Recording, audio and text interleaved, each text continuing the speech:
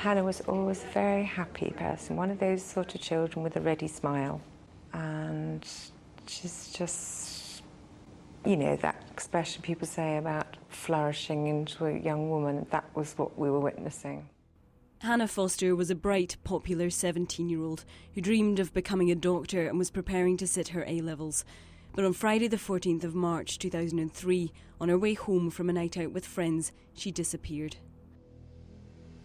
Abducted, raped and murdered within a few hundred yards of her house. It has taken 5 years, 400 police officers and a manhunt that has spanned 2 continents to finally bring her killer to justice. Hannah had gone out that night to meet friends at the Hobbit pub on Beavis Valley Road. From there they'd moved on to the So Bar nearby, but just after 10:30 Hannah and her best friend Helen Wilkinson decided to go home. These are the last pictures of Hannah Foster. Hannah's on the left, Helen the right. They're walking up Portswood High Street to the bus stop outside the Mitre pub, where they would wait together for Helen's bus to arrive.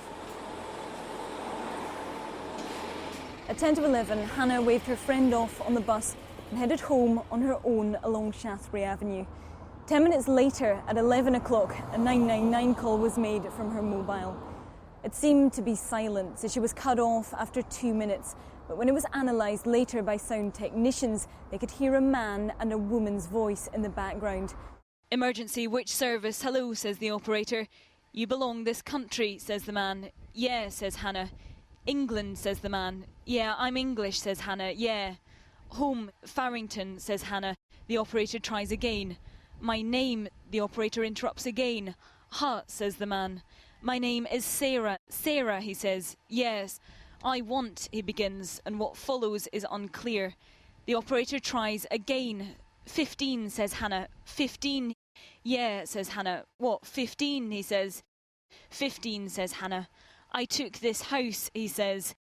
The emergency operator tells her to tap the handset if she's unable to speak. Police think this was Hannah, trying to call for help without her attacker realising. The jury were shown CCTV of the defendant's van at 2 minutes to 11 that night. "That call was made from that van, Mr. Coley, wasn't it?" said the prosecution. "She was just a tiny girl. You are a strong man. She was too frightened to scream or defend herself, and you pushed her in that van and you drove off." Hannah's body was found 2 days later, 4 miles away, in a bramble-filled ditch by the side of the road. She'd been raped and strangled. In the hours after he'd dumped her body, Meninder Coley carried on as normal.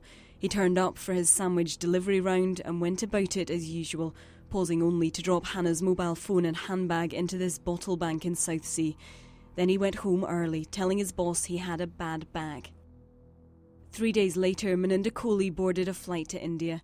He shaved off his beard and his hair, he changed his name, and he thought he'd disappeared, back into the bustling anonymity of his native Punjab.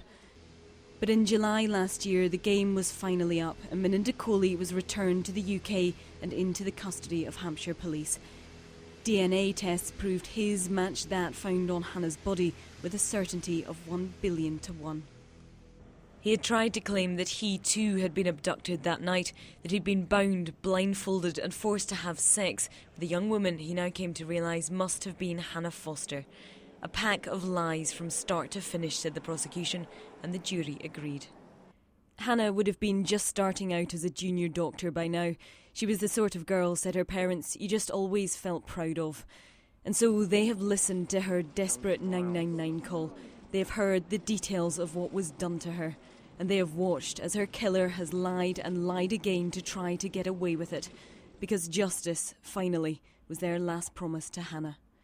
Katie Stallard, Sky News, Winchester Crown Court.